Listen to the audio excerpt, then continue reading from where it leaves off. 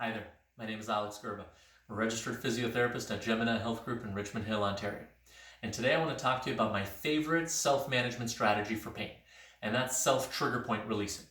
Now typically I recommend using a lacrosse ball. It just has the perfect texture, the perfect firmness to release muscular trigger points. But today I'm going to be using a tennis ball because most people have a tennis ball at home and it would be a good example.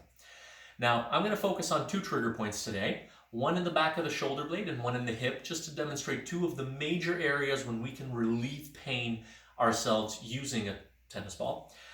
The one in the shoulder is going to be on the back of the shoulder blade, midway down the shoulder blade. So this point is on a muscle called the infraspinatus, and it's really helpful for rotator cuff issues, impingement syndrome, and things like that. The hip point is going to be on the outside of the hip, between the pelvic bone and the hip bone. Now, I have a sock here. This sock is extremely useful because when we release the shoulder trigger point, we're going to put the ball in the sock, and that's going to help us stabilize the ball and not have to lose it or drop it or anything like that. So we're going to start by putting the ball up against the wall. We're going to press ourselves into the ball, bringing the pressure and the force from our legs. The key is to relax the arm that you're trying to release. You're going to press into it. You're going to fish around for the spot. Knowing how to hit the spot is essential. How you're going to know you hit the spot is when you start feeling radiating sensation. Trigger points always radiate sensation.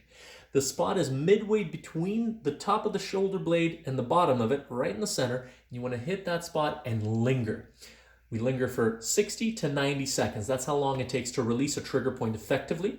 We want to press on it, try to avoid massaging and rotating when you're in there. But in order to find the spot, you might have to fish around a little bit. That same arm has to be relaxed and down. Try to keep it there 60 to 90 seconds. The second spot is in the hip. We're going to lie down on the floor. We're going to put the tennis ball on the floor, and we're going to position the trigger point on top of the ball. Now the trigger point is between the hip bone and the pelvic bone. You might have to fish around a little bit, tilting yourself forward or backward, but once you hit the spot, you're going to feel some radiating sensation traveling down the leg, and that's the symptom that we're looking for. Once you feel that radiating sensation, you know you're on the spot, and you want to linger between 60 and 90 seconds. Hopefully that was helpful. If you have any questions about self-trigger point releasing, please email us at info@geminihealthgroup.ca. We can book a video session and follow up on it. Thanks and have a good one.